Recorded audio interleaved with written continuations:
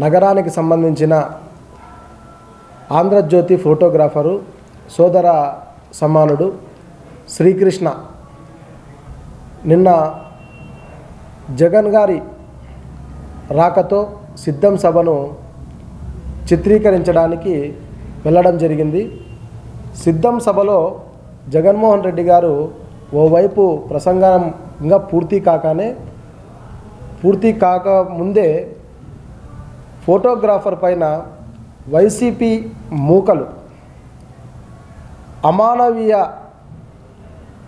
కోణంలో అమానుషంగా అతని పైన దాడి చేయడాన్ని తెలుగుదేశం పార్టీ అనుబంధ టీఎన్టీయూసీగా మేము తీవ్రంగా ఖండిస్తున్నాం. శ్రీకృష్ణ ఈ అనంతపురం జిల్లాలో పాత్రికేయ రంగంలో దాదాపు దశాబ్ద కాలం పాటు అనేకమైనటువంటి సేవలు కూడా బెస్ట్ ఫోటోగ్రాఫర్గా కూడా ఆయన చాలాసార్లు అవార్డులు కూడా అందుకోవడం జరిగింది, ప్రశంసలు కూడా అందుకున్నారు. ఒకప్పుడు జర్నలిజం అంటే న్యాయానికి ఒక స్తంభంలాగా పిలువబడేటువంటి వృత్తి.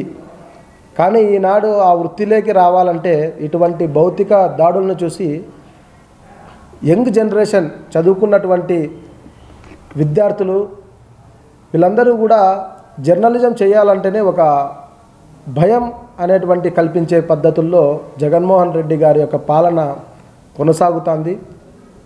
గతంలో ముఖ్యమంత్రులు ఎంతమంది ఉన్నా కూడా ఎటువంటి పెద్ద పెద్ద బహిరంగ సభలు కూడా జరిగాయి, ఎక్కడ కూడా పాత్రికేయుల మీద ఇటువంటి దాడులు జరగలే.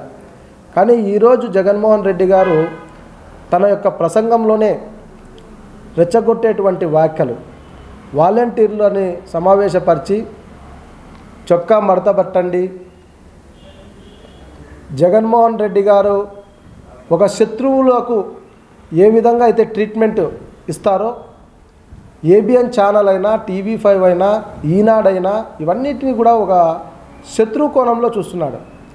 ఆ విధంగా చూసి ప్రజలకు అటువంటి సంకేతాలు ఇవ్వడంతో వైసీపీ యొక్క సంబంధించినటువంటి కార్యకర్తలు మూకుమ్మడిగా జర్నలిజం ఈ విధంగా ఏబిఎన్ వాళ్ళపైన ఈటీవీ పైన టీవీ5 మీద కూడా భౌతికంగా దాడులకు దిగడం అనేది ఆక్షేపణీయం, రాజ్యాంగానికి విరుద్ధం.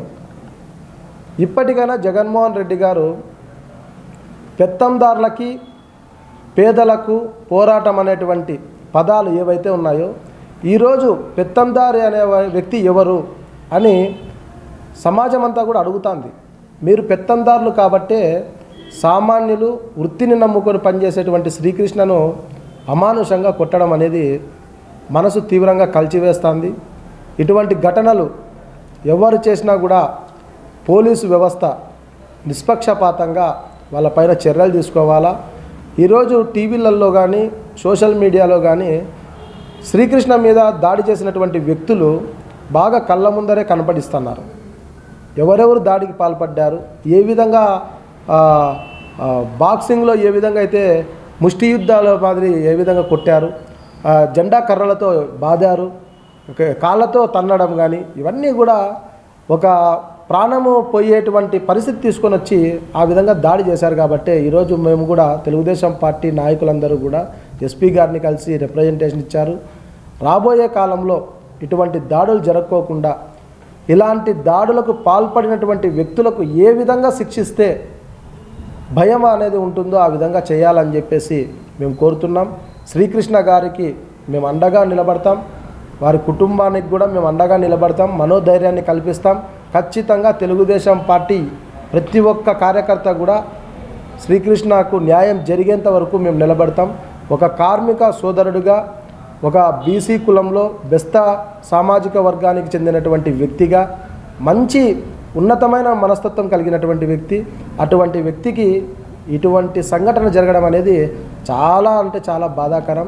కాబట్టి ఇప్పటికైనా ఆంధ్రప్రదేశ్ రాష్ట్ర ప్రభుత్వం తను తప్పు చేసినటువంటి తప్పుకు అక్కడ జరిగినటువంటి రౌడీ మూకలకు బాధ్యత వహించి రాష్ట్ర ప్రభుత్వం స్వయాన ముఖ్యమంత్రి గారే జర్నలిజంకు క్షమాపణ చెప్పాలని మేము కోరుకుంటున్నాం. ఒక మానవత్వం కలిగినటువంటి మనిషిగా ముఖ్యమంత్రిగా జగన్మోహన్ రెడ్డి గారు క్షమాపణ చెప్తే మేము హర్షిస్తాం.